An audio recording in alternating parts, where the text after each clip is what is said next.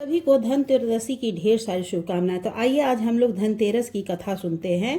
तो धनतेरस की कथा इस प्रकार है। एक दिन भगवान विष्णु मृत्यु लोक में विचरण करने के लिए लक्ष्मी सहित भूमंडल पर आए। कुछ देर बाद लक्ष्मी से बोले कि मैं दक्षिण दिशा की ओर जा रहा हूँ, तुम उधर मत देखना। यह कह ज्यों ही भगवान ने राह पकड़ी त्यों ही लक्ष्मी पीछे पीछे चल पड़ी। कुछ ही दूर पर सरसों का खेत दिखाई दिया, उसके बाद ऊख का खेत मिला। वहीं लक्ष्मी जी ने श्रृंगार किया और ऊख तोड़कर चूसने लगी। तत्क्षण भगवान लौट और यह देखकर लक्ष्मी पर क्रोधित होकर श्राप दिया कि जिस किसान का यह खेत है 12 वर्ष तक उसकी सेवा करो। ऐसा कहकर भगवान क्षीर सागर चले गए और लक्ष्मी ने किसान के यहाँ जाकर उसे धन धान्य से पूर्ण कर दिया। तत्पश्चात 12 वर्ष के बाद लक्ष्मी जी जाने के लिए तैयार हुई, किंतु किसान ने रोक लिया। भगवान जब किसान के यहाँ लक्ष्मी को बुलाने आए तो किसान ने लक्ष्मी को नहीं जाने दिया। तब भगवान बोले, तुम परिवार सहित गंगा में जाकर स्नान करो और इस कौड़ियों को भी जल में छोड़ देना। जब तक तुम नहीं लौटोगे तब तक मैं यहीं नहीं जाऊंगा। किसान ने ऐसा ही किया। जैसे ही उसने गंगा में कौड़ियां डाली वैसे ही गंगा में से 4 चतुर्भुज निकले और कौड़ियां लेकर चलने को उद्यत हुए।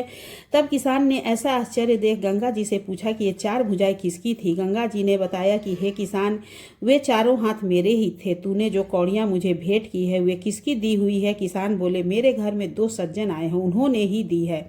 गंगा जी बोली, तुम्हारे घर जो स्त्री है वह लक्ष्मी है और पुरुष विष्णु भगवान है। तुम लक्ष्मी को ना जाने देना, नहीं तो पुनः उसी भांति निर्धन हो जाओगे। यह सुन जब वह लौटा तो भगवान से बोला कि मैं लक्ष्मी जी को नहीं जाने दूंगा। तब भगवान ने किसान को समझाया कि इसको मेरा श्राप था, जो कि 12 वर्ष से तुम्हारी सेवा कर रही है। फिर लक्ष्मी चंचल होती है, इसको बड़े बड़े नहीं रोक सके। किसान ने हठपूर्वक पुनः कहा, नहीं, मैं लक्ष्मी जी को अब नहीं जाने दूंगा। इस पर लक्ष्मी जी ने स्वयं कहा कि हे किसान, यदि तुम मुझे रोकना चाहते हो तो सुनो। कल तेरस है, तुम अपना घर स्वच्छ रखो। रात्रि में घी का दीपक जलाकर रखना।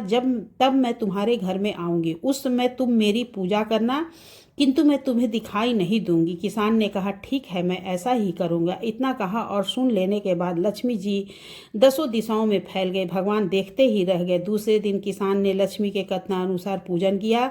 उसका घर धन धान्य से पूर्ण हो गया। इसी भांति वह हर वर्ष तेरस के दिन लक्ष्मी जी की पूजा करने लगा। उस किसान को ऐसा करते देखकर कितने ही लोगों ने पूजा शुरू कर दिया। तो इस तरह से हमें धनतेरदशी के दिन धनतेरस भगवान की और लक्ष्मी गणेश जी की एवं कुबेर भगवान की सभी की पूजा करनी चाहिए।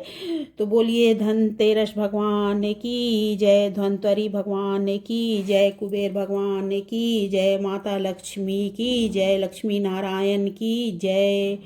तो सभी को धनतेरस की ढेर सारी शुभकामनाएं। पूजा करने के बाद धनतेरस का हमें ये कथा सुनना है।